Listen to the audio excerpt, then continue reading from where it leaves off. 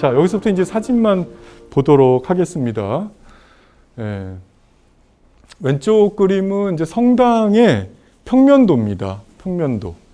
기둥이겠죠, 기둥. 기둥이고 여기가 이제 입구 문이 되는 거고, 뭐 이쪽 가슴 있는 부분에 제단이 있고, 그 뒤에는 이제 에입스라고 그래서 그 이제 신부님들이나 그 이제 교회 그 담당자들이 기도실이 있거나 그들만의 회의 공간이 있거나 어떤 정신적인 그런 부분이죠. 그래서 옛날에 성당을 지을 때도 자연스럽게 성당의 구조를 그러니까 인간 신체로부터 갖고 온 겁니다. 인간 신체야말로 자연의 많은 사물들 중에서도 가장 완벽하다고 할 수 있는 그 무엇이죠? 인간 신체가. 인간 신체를 자꾸 불완전해, 이거는 약해 이렇게 보기 시작하면 우리가 어떤 진리를 찾을 수가 없는 겁니다.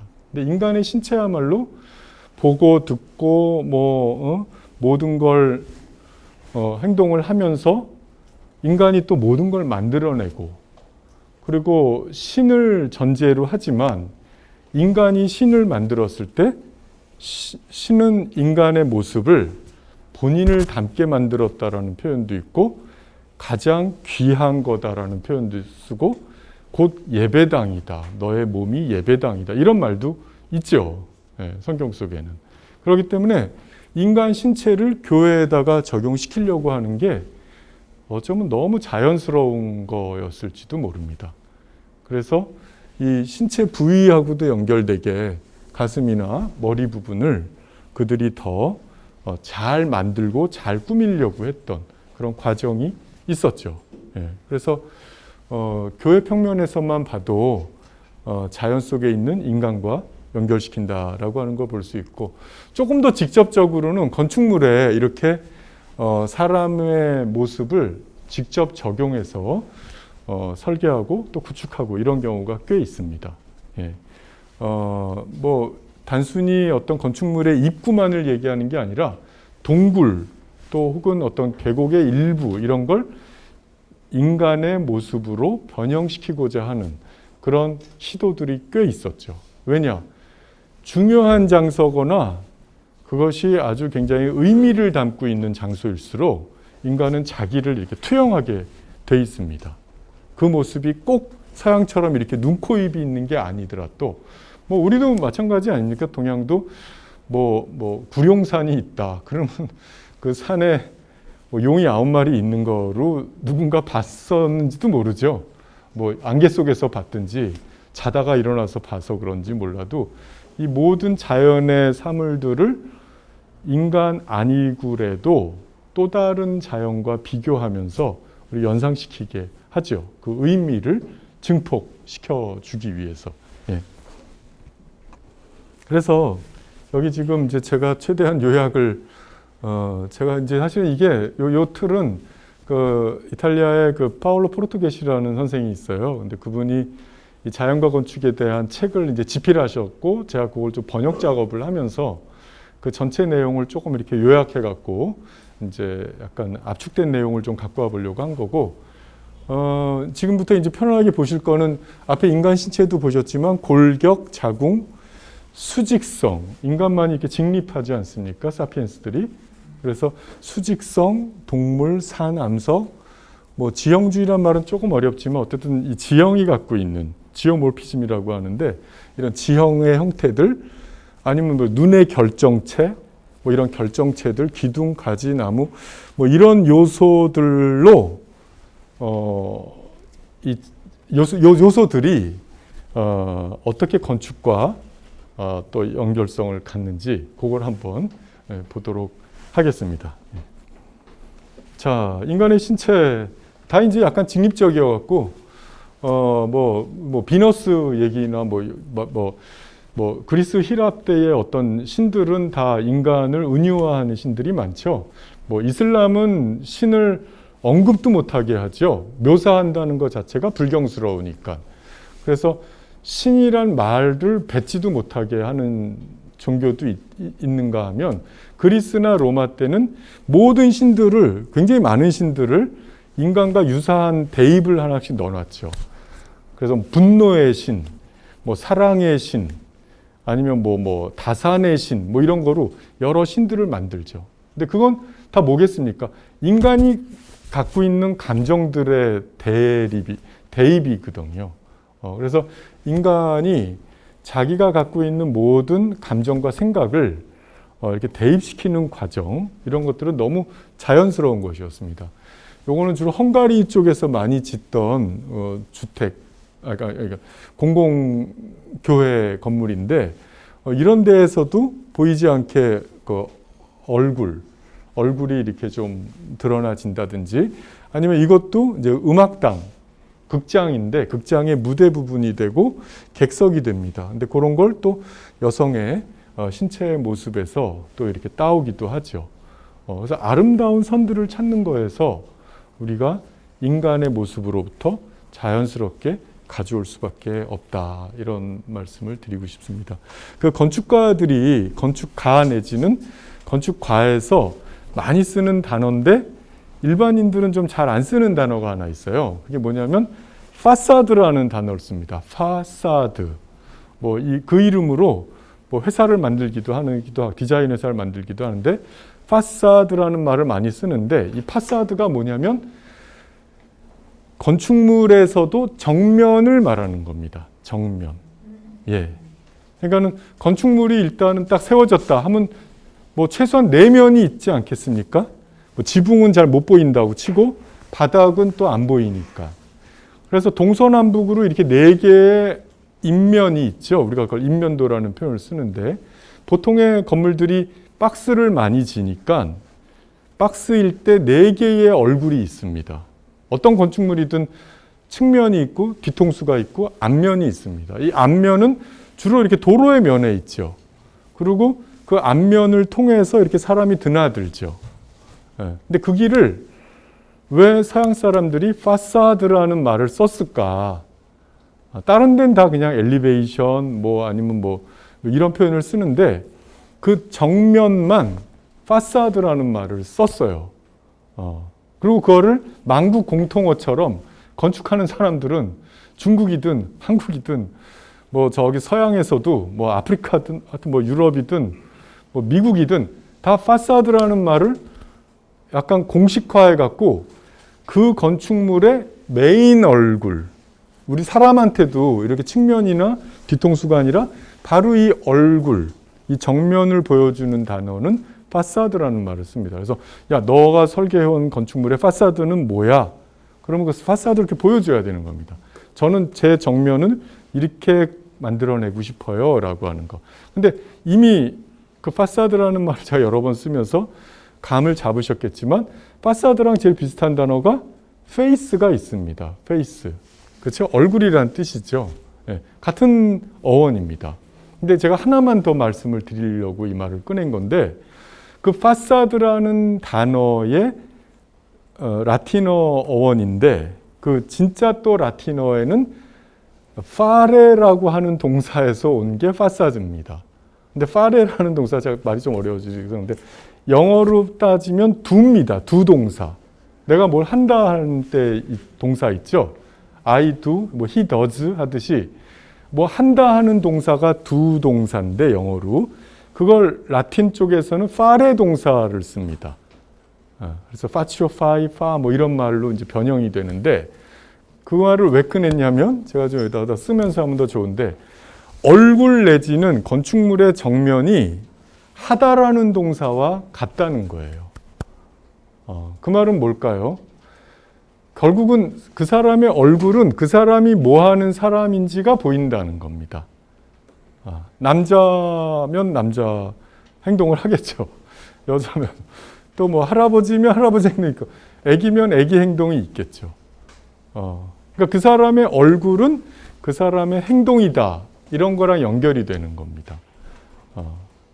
그래서 건축을 다시 또 갖고 오면, 건축에서 파사드는 그 건물이 뭐 하는 건물인지를 알려주도록 만드는 게 제일 좋은 거예요. 네. 그러니까 좀 달리 표현하면, 이게 건축하는 학생들도 그 개념이 많이 흐트려지는데, 이게 공연장이에요. 예를 들어서 공연장. 공연장인데 공연장의 공연장다운 인면은 무엇일까? 그걸 고민해야 되는데 뭐 인면이야 뭐 이렇게 해도 되고 저렇게 되는 거 아니야? 용도만 평면만 공연장 하면 되지. 그러니까 아무거나 갖다 붙여. 이렇게 되면 좋은 건축이 아니라는 거죠. 공연장인데 뭐 미술관 같은 인면이 붙는다든지 뭐 아니면 무슨 뭐 상업 건물 같은 인면이 붙는다든지 그러면 그걸 재밌게 보면 안 된다는 거예요. 재밌다. 뭐 공연장 아닌 줄 알았는데 공연장이었네. 그래서 재밌어. 이건 좋은 건물을 말하는 게 아닙니다. 집은 집 같은 인면, 집 같은 얼굴을 해야 되고 또 공연장은 공연장 같은 얼굴, 또 뭐 청사, 공공청사라면 공공청사 같은 얼굴을 하고 있어야지 좋은 건축이지. 겉으로는 뭐 어떤데 속으로는 어때? 이렇게 분리되는 거를 좋은 건축으로 보지 않죠. 우리가 뭐 동물들도 마찬가지 아니겠습니까? 토끼인데 사자 얼굴을 하고 있을 수 있나요? 사자인데 토끼 얼굴을 하고 있어도 오히려 무섭죠. 사자는 사자다운 얼굴, 뭐 얼룩말은 얼룩말다운 얼굴 이게 있는 거지. 그게 뭐 어느 게 더 예쁘다고 그 본성과 본인이 하는 행동과 다른 얼굴을 가져온다는 건 굉장히 낯설은 겁니다. 예. 그래서 건축의 원리는 이렇게 파사드나 파레 동사에서 온다는 거를 말씀드릴 수가 있겠습니다. 자, 그다음 골격 볼까요? 골격은 뭐 이미 너무 많이 상상을 하시겠지만 뭐 곤충이나 파충류에서도 볼 수 있는 골격, 뭐 공룡, 고래 뭐 이런 데서도 올 수 있는 골격인데 이 골격은 건축에는 뭐 아주 도움이 되죠. 아주 도움이 됩니다. 이거는 주로 다 이게 고딕 시대 성당들이거든요. 그 서기로 얘기하면 1000년대쯤, 1000년에서 한 1200년대 요 정도에 지어진 시기를 이제 고딕 건축이라고 하는데 고트족 양식이라는 뜻이거든요. 이제 동고트족, 서고트족 뭐 이렇게 있듯이 약간 그러니까 오랑캐 양식이라는 비아냥도 있습니다. 이거를 정통으로 양식을 다루는 나라에서 저거 완전 오랑캐 양식이야. 듣도 보도 못한 양식이야. 약간 비아냥거린 건 있지만 이 양식이 왜 이렇게 오랫동안 인기를 얻었고 지금의 영국을 대표하는 건물, 독일 쾰른, 뭐 프랑스 지금 잘 나가는 유럽 건축물, 유럽의 주요 건축물 중에 이 고딕 성당이 상당히 많은 북방, 적어도 알프스 이상 위에 있는 나라, 스페인이나 이탈리아를 뺀 다른 나라에서는 대표 건물로 하면 다 고딕 성당들이죠. 근데 이게 지금 다 1000년들은 된 건물들이거든요. 근데 그 건물들의 이런 골조들을 어디서 공부해 왔을까요? 바로 아까 보신 그런 동물들의 골조, 그런 거로부터 확신을 얻은 거죠. 이 고딕 시대는 공부해서 하던 시대는 좀 아니었습니다. 요 다음 시기가 르네상스인데 르네상스라는 시기는 굉장히 이렇게 논리로 공부를 하던 시대였어요. 근데 이 고딕은 논리가 없었어요. 그냥 일단 져보는 거예요. 짓다가 무너지면 이거 잘 기억하자. 이렇게 지니까 무너지네. 그러니까 다시 짓자. 뭐 이렇게 약간 주먹구구식이 좀 있었습니다. 도면도 제대로 안 그렸고 그거를 뭐 모형 테스트를 해본다거나 미리 이렇게 계산해 보는 게 좀 떨어질 때였어요. 그렇지만 확신이 있어야 되잖아요. 이 어마어마한 규모의 건물을 돌로 짓는데 짓다 말고 무너지면 뭐 비용부터 인적 손해가 크니까. 근데 그 확신을 어디서 갖고 왔냐? 이 자연의 생물들이 갖고 있는 골조, 그 골조의 형태로부터 갖고 왔다. 누구는 이제 뼈의 조직 이런 거로부터도 볼 수 있었을 것이다. 그걸 통해서 이렇게 계략적인 구조의 원리들을 봤을 것이다. 이렇게 추측을 하고 있죠. 자, 자궁은 뭐 우리가 다 어머니 뱃속에서 나왔듯이 그 뭔가 이렇게 위요된 공간 속에 들어가면 편안함을 느끼죠. 답답함을 느낄 수도 있지만 뭔가 이렇게 둘러쳐져 있는 그런 공간 속에서는 다 편안함을 느낍니다. 그리고 또 그게 이제 얼마나 어떤 비례와 스케일을 갖고 있냐. 나한테는 어느 정도의 공간이 가장 편안하냐. 이런 거 생각해 볼 수 있겠죠. 그래서 뭐 자연스럽게 동굴집을 짓는다거나 고인돌에서도 그렇고 많은 주택들의 형태, 이건 프랑스에 있는 유명한 집합주택인데 이런 데서도 어떤 비례나 그런 공간감이 사람이 추구하는 이유는 바로 본능적으로 인간이라면 그 자궁으로부터의 기억, 그 자궁에서의 편안함 이런 것들을 잠재적으로 갖고 있을 것이다 이렇게 보고 있죠. 한국의 현대 건축가들 중에 또 제일 유명한 분 중에 한 분이 김수근 선생이라는 분인데 아마 다음 주에 김중업 선생님을 좀 다루기도 하는 것 같은데 김중업 선생님과 쌍두 마차를 이룬 분이 김수근이라는 건축가가 있었습니다. 공간건축이라고 꽤 큰 설계사무소도 했고 지금 뭐 TV에 자주 나오는 그 법원 건물도 다 김수근 선생님이 했고 뭐 자유연맹센터 뭐 하여튼 등등 뭐 굉장히 수작을 많이 낸 분이 김수근인데 김수근이라고 하는 건축가의 제일 중요한 키워드 중에 하나가 자궁이었습니다. 자궁. 그래서 그 본인의 그 원서동 사옥을 지을 때 절대 층고를 일부러 높게 안 만들었어요. 근데 지금 생각하면 좀 이제 다들 평균 키들이 크니까 커졌으니까 지금은 조금 낮게 느껴지는데 그 당시에도 이미 한 40, 50년 전에 지으실 때도 일부러 천장고를 최소한으로 가져가 보자 이런 의도를 갖고 했죠. 그거는 바로 그 자궁론을 그분이 갖고 있었기 때문입니다. 자, 이건 수직성이죠. 수직성은 자연 속에서 그 산을 비롯한 모든 수직성을 우리가 느낄 수 있고 또 인간은 또 신에 도전하는 바벨탑 같은 것도 져봤고 그리고 어떤 토템적인 어떤 조형물 속에서도 이걸 뭐 남근 선호 사상 이렇게 말할 수도 있는데 어쨌든 그 수직성에 대한 뭔가 이렇게 동경 이런 게 있었죠. 그래서 이게 지금 런던의 제일 유명한 건물 중에 하나입니다. 노만 포스터라고 하는 건축가가 지은 건데 기능적으로도 아주 탁월하고 근데 이런 건물이나 또 이거는 악바르라고 그 바르셀로나에 가면 또 굉장히 자랑하는 건물들이죠. 어떻게 보면 포탄같이 생기기도 하고 남근을 연상시킬 수 있죠. 실제로 영국의 많은 건축 비평가들이 이 남근 형태의 이런 쉐입에 대해서 논쟁을 또 많이 하죠. 그 원초적이지만 그럼에도 불구하고 저것이 또 건축에 유리한 점 이런 것들을 되게 많이 언급합니다.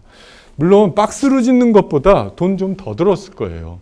설계도 그렇지만 시공하는 데 어려움이 있었겠죠. 근데 왜 굳이 이런 건물을 졌을까요? 박스로 져도 되는데. 이 노만 포스터라는 사람의 말에 의하면 장점이 있으니까 설득이 된 거고 그것이 건축주가 받아들여진 거죠. 장점이 없는데 그냥 형태가 재밌으니까 져보세요. 이럴 사람이 있을까요? 없습니다. 우리가 뭐 10,000원짜리 신발 하나를 디자인할 때도 장점을 넣잖아요. 근데 이렇게 뭐 몇백억의 돈을 들이는 몇백억이겠습니까? 거의 뭐 그런 건물을 지으면서 장점이 없는 거를 할 리가 없죠. 일단은 풍압에 굉장히 강하고요. 풍압에.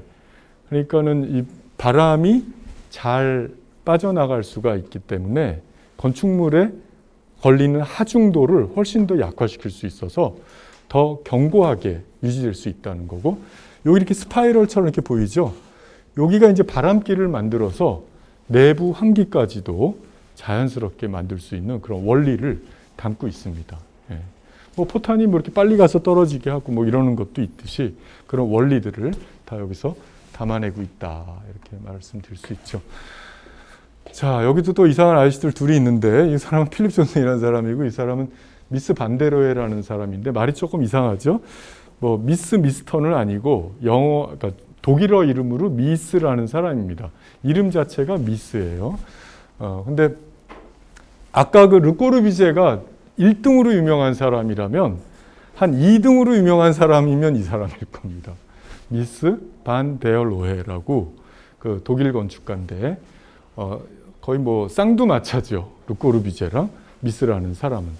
근데 이 사람의 이제 초고층 건축물 계획안이고 평면도죠. 근데 본인이 인정하든 인정하지 않든 이런 나뭇잎의 그 평면 구조 이런 거로부터 연상을 안 시킬 수가 없죠. 그리고 코아라고 하죠. 우리가 이렇게 그 엘리베이터랑 계단, 주로 사람이 움직이는 통로 이런 개념도 또 수맥 구조나 이런 거 이렇게 연결시켜서 자연스럽게 본인이 자연을 통해서 자기 건축물이 만들어졌다라는 걸 보여주고 있죠. 자, 동물은 뭐 퉁쳐서도 너무 많죠. 뭐 독수리로부터 뭐 이런 구조가 나온다든지, 뭐 비행기도 뭐 결국은 새를 본떠서 만들게 된 거고, 연상을 안 시킬 수가 없는 게 아니라 원리를 거기서부터 갖고 오지 않을 수가 없는 거죠. 그게 이상한 거죠. 그래서 뭔가 이렇게 자연의 바람을 이겨낸다거나 혹은 대공간의 구조를 위해서 조금 더 최소한의 기둥을 쓰고 최대한의 더 넓은 공간을 찾을 때 이런 동물의 구조체나 외형으로부터 모습을 닮아오지 않을 수가 없는 겁니다.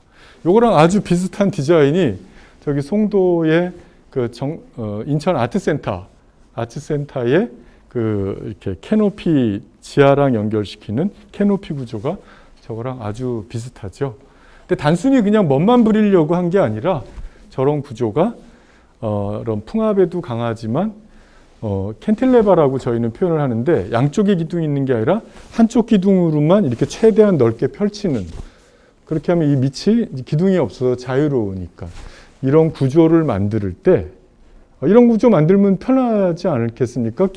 이 끝을 또 받치느라고 기둥이 생기면 자동차가 오든 많은 사람이 오든 불편할 거 아니에요. 그러니까 최대한 기둥 없이 그늘을 만들어주거나 유익함을 주고 싶은데 그 원리는 이런 독수리의 날개로부터 그 원리를 배우는 거죠. 비행기의 날개도 마찬가지고. 사실 건축하면서 저는 비행기 날개가 항상 신기해요. 왜냐하면 그 메탈을 쓰면서 그 긴 비행기 날개가 이 몸체에 도대체 어떻게 붙어 있길래 저 풍압이며 하중을 견딜까, 이런 거 보면 이제 그 섬세한 그 구조 디자인이 있죠. 근데 그게 다 동물로부터 배워온 게 있다라는 거죠. 제가 어렸을 때 재밌었던 것 중에 하나가 홍학 아시죠? 홍학. 이렇게 홍학이라고 나이 있는 분들만 아시나? 하여튼 이렇게 빨간 새가 이렇게 동물원 같은 데 놀러 가면 막 분무를 하지 않습니까? 막 이렇게 뛰고. 근데 홍학을 보면 너무 재밌는 게 그게 큰 놈은 꽤 커요. 그래서 한 20-30kg 돼 보이는 홍학이 있습니다. 근데 다리는 엄청 얇잖아요. 다리는. 나쁘게 말하면 삶은 감자에다가 쇠젓가락을 꼽아 놓은 것 같은 건데 이걸 퉁퉁 몇 번 치면 어떻게 되겠습니까? 이 쇠젓가락이 감자를 다 뚫고 지나가 버리죠. 그렇지 않겠습니까? 근데 얘네들이 막 군무를 잘 뛰는데, 그리고 막 이렇게 막 이동하면서 걷고 막 뛰고 그러는데 어떻게 저 가느다란, 홍학의 저 가느다란 뼈가 자기 몸을 안 찌르나. 그게 너무 신기할 수 있잖아요. 저렇게 많이 뛰면 안 좋을 것 같은데, 이런 생각이 드는데 사실은 그걸 우리가 이제 외형만 봐서 그런 거잖아요. 그 안에 뼈 구조를 보면 그 갈비뼈의 구조로부터 이 다리뼈까지 잘 연결돼 있죠. 어쩌면 건축에서 말하는 그 아치 구조랑도 연결이 되는 겁니다. 힘의 전달 방향이 그냥 가서 끝에 가서 이렇게 만나는 게 아니라 가면서 펼쳐지죠. 이렇게 펼쳐져서 몸체를 잘 잡아주죠. 그러니까 몸체의 무게가 이 다리 하나로 잘 흐르는 겁니다. 에너지가. 그러니까 뛸 수가 있는 거죠. 자기가 뛸수록 몸이 아프면 뛸 수 있겠습니까? 그런 원리를 홍학에서 배우듯이 이런 넓은 공간, 최소한의 기둥으로 최대한의 면적을 커버할 수 있는 아이디어들을 저렇게 동물로부터 배울 수도 있겠습니다. 뭐 어류에서 배우는 것도 있고 곤충에서 배우는 것도 있겠죠. 그리고 뭐 여전히 산은 뭐 아까 수직성하고도 또 좀 중복되지만 산의 모습은 이미 중력을 갖고 있는 모든 하중이 밑으로 흐르니까 자연스럽게 밑이 넓고 위가 좁아지는 건데, 그런 구조 속에서 이 서양이 제일 자랑하는 이 쿠폴라, 이 돔 구조를 자연스럽게 연상 시킬 수가 있겠습니다. 이게 뭐 로마의 그 바티칸 같으면 뭐 훨씬 더 크지만, 예를 들어서 아까 제가 판테온도 언급했는데 로마에 거의 AD 80년쯤 지었으니까 2000년 된 건물이거든요. 2000년 전에 돌로 둥근 지붕을 만들었는데 둥근 지붕의 직경이 거의 50m 가까이 됩니다. 47.8m인가? 그 정도로. 지금은 우리는 더 넓은 체육관을 많이 봐서 감동이 덜하지만 당시에 그 판테온을 설계해내고 그걸 지었을 때의 그 충격이라는 건 대단했을 겁니다. 그게 이제 그 당시 황제가 뭐 여러 설이 있는데 판테온이라는 게 테온이라는 건 이제 신들이라는 단어에서 온 거고 판은 이제 널리 이런 뜻이지 않습니까? 그래서 만신전이라는 뜻입니다. 그 판테온이라는 건축물은 그 안에 여러 신들을 다 그 안에서 모시겠다 이런 이제 유일신 기독교가 나오기 전 때의 이제 신전인데 그 신전을 그렇게 큰 둥근 지붕을 올려야만 됐고 올리길 바랬던 이유는 그게 하나의 우주를 나타내야 됐기 때문입니다. 우주를. 그래서 그 뭐 많은 황제들이 거기서 명상도 하고 우주의 원리를 보고 뭐 이랬다고 하죠. 근데 그걸 구축해내는데 산이 갖고 있는 어떤 구조적인 틀들 이런 것들이 도움이 직간접적으로 됐을 것이다 이렇게 보는 거죠. 네. 뭐 이건 저기 남부 이탈리아 동네의 주택들인데 민가 형식의 주택들인데 아주 튼튼하고 오래 잘 가고 있죠. 뭐 저런 동남아시아 쪽에 많은 스투파 탑들 이런 거랑도 또 연결시켜 볼 수 있고 암석, 뭐 바위의 구조 이런 거에서 더 확신도 가졌겠죠. 뭐 암석은 또 이렇게 전리 형상이 이렇게 지형이 형성되는 과정 중에 보이는 걸 텐데 이런 자연 암석에서 아마 이런 신전의 돌 기둥을 연상하지 않았을까. 뭐 그게 그랜드 캐년이 됐든 어디가 됐든 그런 이미지를 또 볼 수가 있고요. 뭐 지형주의라는 건 지형을 잘 활용한다는 겁니다. 이 벽을 통해서 우리도 암자 같은 경우가 이렇게 벽에 붙어 있기도 하죠. 왜냐하면 건축에서 뭐 지금도 그렇지만 이 소재 값이 제일 비싼 거 아닙니까? 건축 자재 값. 그런데 그 자재 값을 줄이는 방식은 자연을 최대한 이용하는 거죠. 그냥 그 성벽이 있거나 기존 벽체가 있으면 먹고 들어가는 게 있는 거죠. 뭐 한 벽이 튼튼하기만 해도 남들은 4벽 다 세워야 될 거, 이건 3벽만 져도 되고, 뭐 더 운 좋으면 2벽만 쳐도 된다면 그게 훨씬 더 현명한 거죠. 그리고 자연 속에서 그 구조가 검증된 거 아닙니까? 오랫동안. 그럼 뭐 더 나쁠 게 없는 거죠. 그걸 굳이 깎아서 다시 건축 재료화해서 다시 쌓고 이럴 필요가 없다는 거죠. 예. 그래서 옛날에 건축 재료들 때문에 전쟁도 생겼고 심지어는 건축 재료를 훔쳐가는 그런 전쟁들도 많이 있었죠. 그만큼 사실 돌이라는 재료가 쉬운 재료는 아닌 거죠. 구하기가. 우리는 그냥 돌은 늘 나오는 거 아니야 이렇게 생각하지만 좋은 석재를 구한다는 건 옛날에 굉장히 좋은 문화랑 이어질 수 있었던 겁니다. 적어도 이제 이렇게 구운 벽돌이 그래서 나온 거 아닙니까? 돌이라는 재료를 구하기가 어려우니까 강제로 돌을 만든 거죠. 구워서 단단한 재료를 찾은 겁니다. 네, 그렇지 않고는 뭐 어디 가나 건축 자재가 이렇게 있지는 않거든요. 뭐 여러분들 아시는 그 피라밋의 그 많은 돌들이 기자의 피라밋 어마어마하지 않습니까?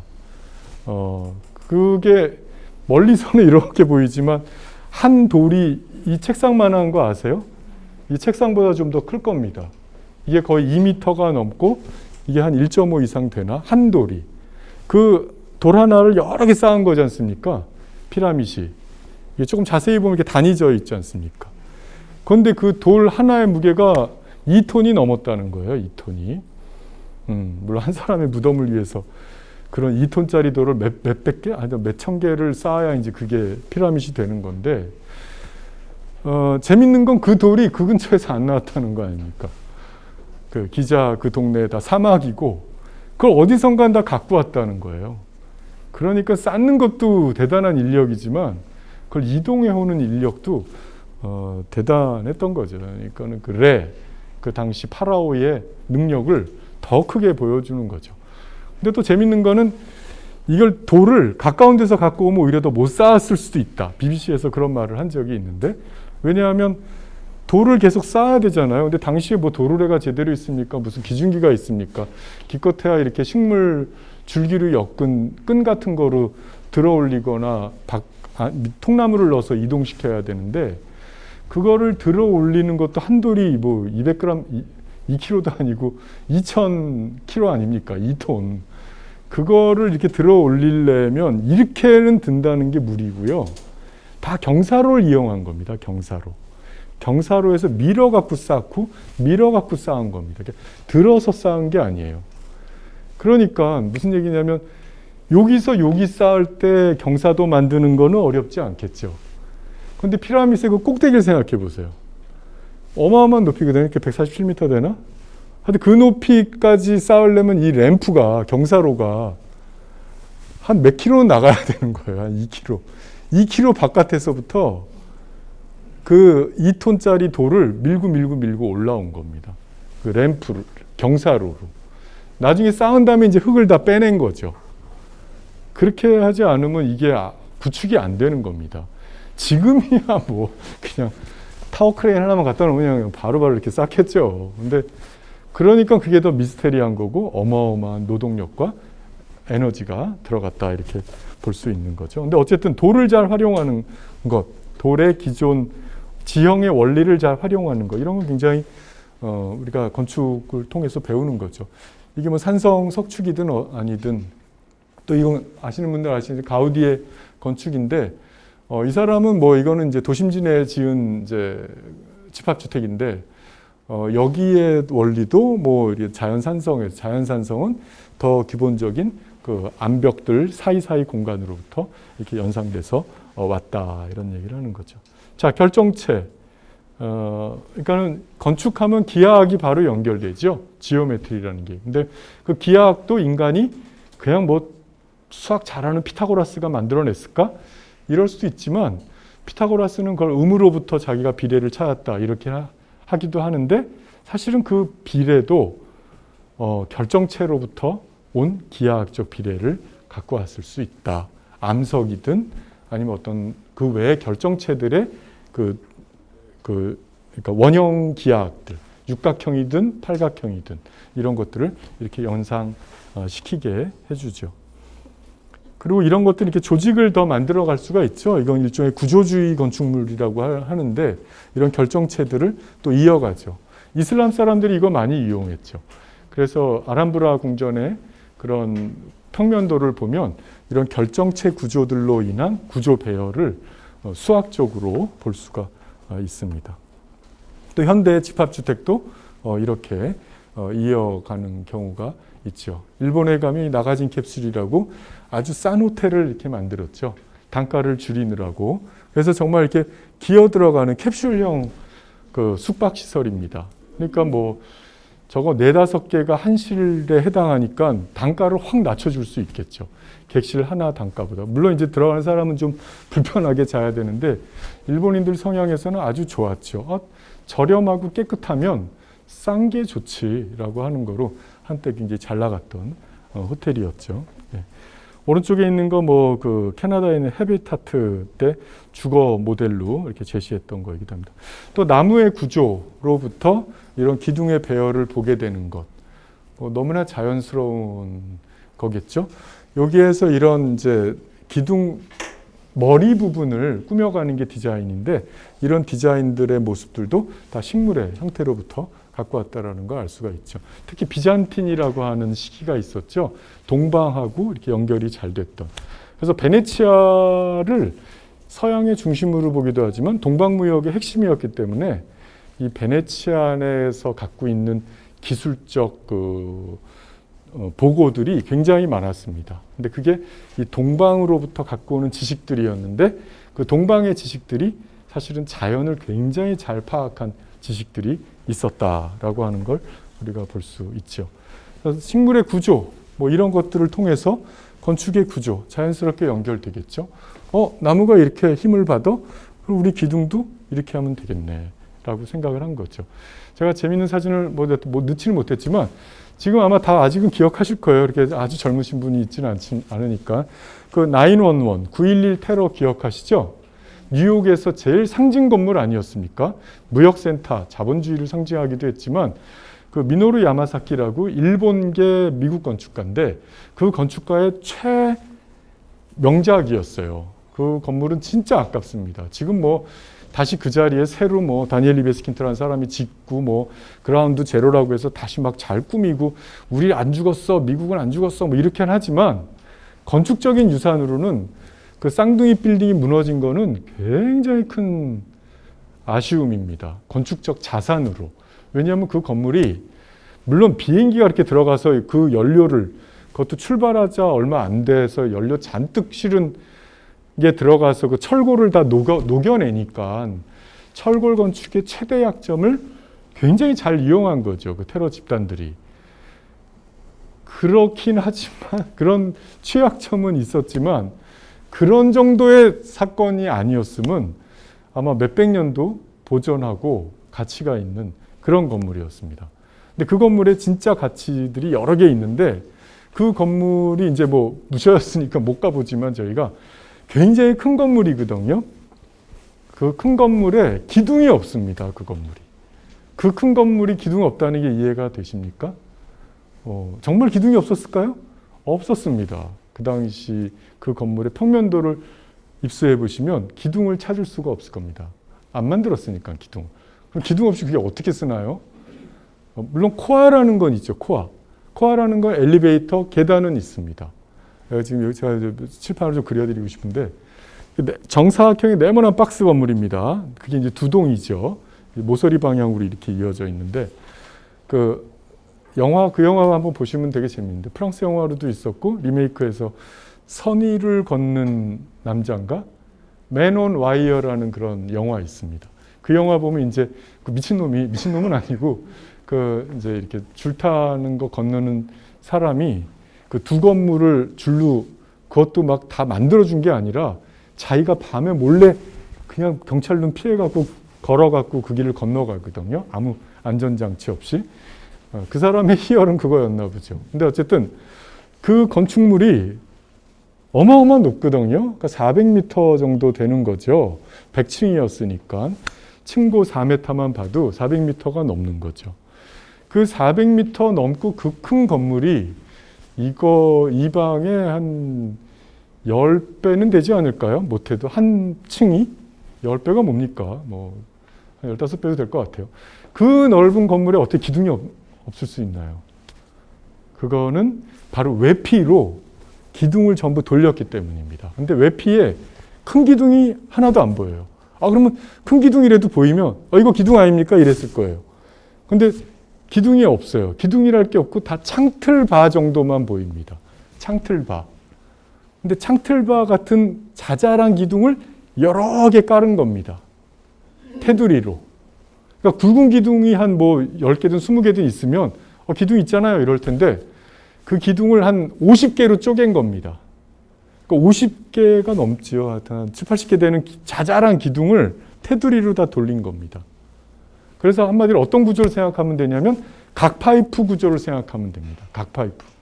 각파이프 힘 받죠? 각파이프 안은 비어져 있지 않습니까? 각파이프에, 그러니까 제가 이제 아까 대나무가 나와서 그런데 대나무도 안엔 비어져 있지 않습니까? 물론 막이 있는데 대나무도 안엔 비어 있고 테두리 표피로만 이게 서 있지 않습니까? 어쩌면 미노루 야마사키가 대나무 구조로부터 배웠는지 내부 기둥은 싹 없애고 기둥의 개수를 어마어마하게 잘게 쪼개서 테두리로 다 촘촘하게 박은 겁니다. 이렇게 테두리로만. 그러니까 딱 붙어 있지만 않지 창문틀 간격으로 요거보다도 좀 좁은 창문틀 간격으로 다 기둥이 쓴 겁니다. 외피로. 그러니까 각파이프 구조가 된 겁니다. 그러니까 이 안에 기둥 하나도 안 넣어도 되는 거예요. 여기만 해도 저 회색 기둥이 2개나 보이지 않습니까? 못해도 한 600짜리 이상, 한 700 정도 되는 기둥이 2개가 있어야 그나마 이 건물을 지탱하고 여기도 이거 이렇게 2개가 보이지 않습니까? 근데 그 큰 건물이 이런 기둥이 없어요. 창가 쪽이든 내부 쪽이든. 왜냐하면 자잘한 기둥으로 그 기둥이 창틀을 잡아주는 역할을 했습니다. 그러니까 일석이조죠. 어차피 창달을 내면 창틀이 필요한데 그 창틀을 구조로 활용한 겁니다. 잘게. 그랬더니 내부에 기둥이 필요 없는 구조를 계산해낼 수 있었던 거예요. 굉장히 지혜로운 건물이죠. 근데 여기서 이제 제가 왜 그 얘기를 꺼냈냐면, 자, 안에 기둥을 없애고 튼튼한 건물을 만들려면 그럼 이 기둥이 너무 넓게 가면 불안하겠죠. 그러니까 촘촘할수록 좋아요, 이거는. 각파이프처럼. 근데 촘촘한 기둥을 땅까지 받게 되면 어떤 일이 생기죠? 1층 로비가 좁게 들어가야 되잖아요. 1층 문을 좁게 들어가야 돼요. 왜냐하면 그 바늘 같은 작은 기둥들이 테두리로 돌았으니까 그게 땅까지 박혀 있어야 됐을 거 아닙니까? 그게 안 박혀 있으면 구조가 아니죠. 그런데 그 창틀 사이즈 정도, 요거보다도 좁다고 그랬는데 요만한 간격으로 다 땅까지 박혀 있으면 위에서야 창틀이 좀 좁으면 어때? 하지만 1층에서 드나들 때는 회전문도 좀 있어야 되고 뭐 짐도 들어가야 되고 또 1층은 피난층이니까 한꺼번에 사람이 쏟아져 나올 수도 있고 근데 문을 그렇게 좁게뿐이 못 만든다는 단점에 부딪혔을 거 아닙니까? 이 미노루 야마사키라는 건축가가. 근데 그 사람이 기둥 없는 건물은 만들고 싶고 1층도 넓게 들어가고 싶은 거예요. 널찍하게. 그 문제를 고민하다가 이거 보고 푸는 거죠. 이거 보고. 위에서 창틀과 좁은 것들이 모아갖고 이렇게 기둥으로 모이는 겁니다. 그럼 상부로 올라가면 창틀이 요만해도 밑에선 기둥 한 두세 개면 되는 거예요. 이해가 됩니까? 그러니까 옛날에 그 부셔진 미노루 야마사키 세계무역센터 전 건물의 1층을 보시면 널찍널찍해요. 기둥들이. 시원시원하게 들어갈 수 있습니다. 왜냐? 올라가면서 쪼개지면서 구조를 잡아주니까. 그러니까 상부의 창문 틀은 가까워도 이게 1층으로 내려오면서 다 이런 구조로 모여지게 됩니다. 4개의 기둥이 하나씩 모여지죠. 4개의 창틀이. 그리고 1층 뭐 넉넉히 다니죠. 넉넉히. 정말 100층짜리 건물답게 드나드는데 아무 문제 없습니다. 네. 그래서 좀 걱정은 됐겠죠. 이거 무너지는 거 아니야, 이거 건물? 근데 아이러니하게 무너졌는데 그건 구조 때문에 무너진 게 아니라 그 철골의 특성상 누가 거기다가 그 많은 기름을 넣고 때울 생각을 했겠어요. 그거는 상상을 못했던 건데 그런 일만 아니면 무너질 리는 없는 건물이었죠. 네, 제가 말이 좀 어쨌든 길어졌고, 자 나무 구조뿐만 아니라 우리는 이런 그 어떤 낙뢰 이런 거에서도 볼 수가 있기도 하겠죠. 나무 구조에서 뭐 기둥을 연상시키는 거 이런 것들은 뭐 이 책의 저자인 파울로 포르투게시의 그 이슬람 사원입니다. 뭐 딱 이런 원리죠. 위는 창틀이 좁지만 밑으로 내려오면서 다발로 묶이니까 밑은 넓어지죠. 넓어지니까 얼마든지 다니는데 문제가 없죠. 자, 꽃의 개화되는 모습. 뭐 성당의 구조 모습하고도 연결돼 있고 아르누보라고 하죠. 이런 양식을 프랑스를 중심으로 벨기에를 중심으로 퍼졌던 양식인데 아예 식물 무늬를 그냥 그대로 써보자. 그럴 때 저기에 구조부터 디자인부터 모든 게 다 들어있으니 그걸 억지로 해석하지 말고 직접 써보자. 이렇게까지도 했었죠. 자, 뭐 이거는 시드니에 있는 오페라 하우스죠. 아주 유명한 공연장이죠. 근데 이게 그 법적 소송 엄청 많이 갔다는 얘기 알으시죠? 왜냐하면 원래 지으려고 했던 공사비에 천문학적으로 공사비가 늘어나면서 건축가랑 시공자랑 또 이 건물을 소유하고 있는 시와 어마어마한 법적 싸움이 생겼겠죠. 근데 지금은 다행인 건 훨씬 더 많은 비용을 들였음에도 불구하고 그 값어치를 오랜 시간 뽑아냈다. 그리고 시드니의 상징이 돼서 그때 그 좀 많이 든 돈 아깝지 않다. 이렇게 해서 해피엔드로는 끝났는데 어쨌든 이 건물을 보고 거북이 등껍질에서 연상시켰다, 했다, 이런 여러 말들이 있는데 이 꽃으로부터 갖고 왔다라는 그런 추정을 또 하기도 하죠. 하늘의 별이나 빛도 이렇게 디자인이 되기도 합니다. 별도 자연 중에 하나니까. 그런 어떤 이게 바로크 시대 때의 성당인데 일부러 이런 패턴을 만드는 게 돈이 더 들지 않겠습니까? 그냥 반듯반듯하게 하는 것보다. 근데 뭔가 이런 쉘 구조 타입의 이런 모습이 오히려 구조에 도움이 된다라는 확신을 받았으니까 했겠지.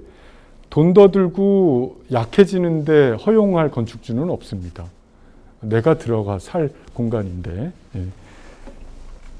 자, 뭐 식물들의 여러 모습들, 또 이런 방사선이라는 건 이렇게 뭐라 그러죠? 이렇게 사방으로 퍼져나가는 원형에서 빛처럼 퍼져나가는 그런 모습이죠.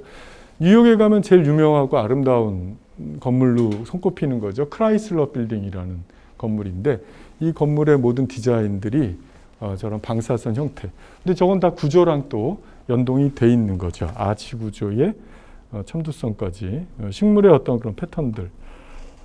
자, 투명성. 이건 마른 투명성인데 이제 우리의 투각, 우리의 조각을 할 때도 그릇을 만들 때도 투조를 만들기도 하죠.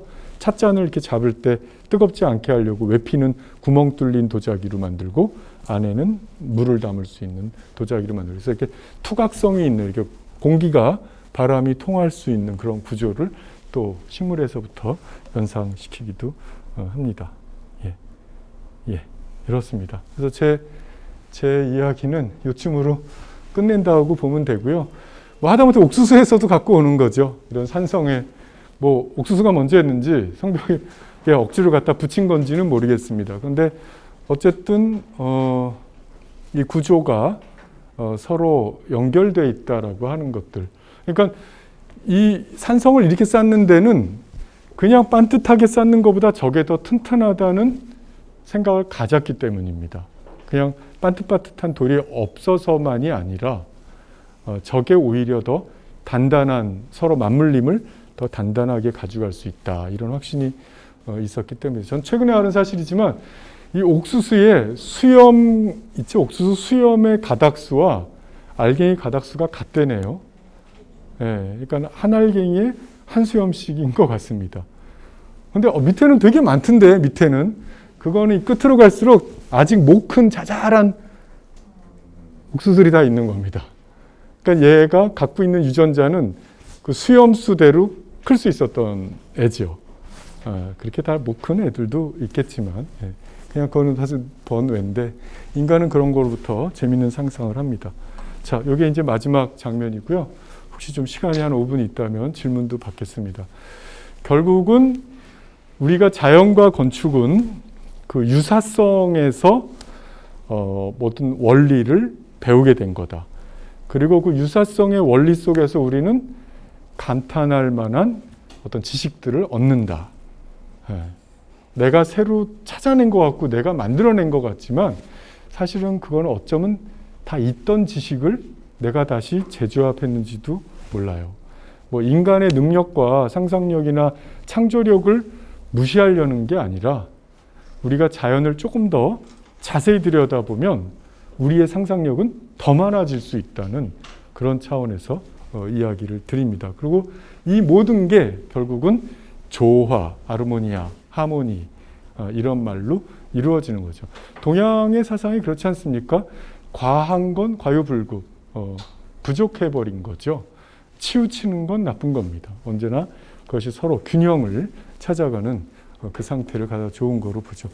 요 말 한번 잠깐 이러고 끝내겠습니다. 예술은, 건축도 만약에 예술이라면 그 흐르는 강물처럼 그 끝이 없답니다. 뭐 이쯤 되면 더 대단한 춤은 안 나올 것 같은데 춤 계속 새로운 거 나오잖아요. 이 젊은 애들 보면 뭐 스트리트 댄서들부터. 그리고 또 건축도 또 뻔할 것 같지만 또 계속 조금씩은 새로운 게 나옵니다. 나올 필요가 꼭 있는지는 몰라도 근데 어쨌든 그 모든 건 계속 변화하기 때문에 끝없이 새로운 것이 나옵니다. 예술도. 그렇지만 여전히 그 자리에서 비춰주는 거울이다. 그 강물은. 이런 말은 왜 또 꺼낸 거냐면 많은 게 굉장히 변해 보이지만 사실은 그건 또 다시 더 큰 스케일에서 쳐다보면 그게 하나였거나 동일한 것이다. 라고까지도 볼 수 있다는 겁니다. 우리는 매번 새로운 걸 경험하는 것 같지만 사실은 그 원리의 끝은 어쩌면 다 하나로 통해 있을 수도 있다라는 걸 말하는 거고, 그래서 또 강물은 늘 흐르는 것처럼 또 유사해 보이지만 맨날 그 강물이 그 강물 같지만 동일하지 않게 우리의 또 새로운 모습을 보여준다. 변하는 것 같이 변하지 않고 변하지 않는 것 같이 또 변화하고 있다. 이런 순환을 말씀드리면서 이 자연과 건축에 대해서 강의를 마치도록 하겠습니다. 긴 시간 들어주시느라고 수고하셨습니다. 예, 고맙습니다.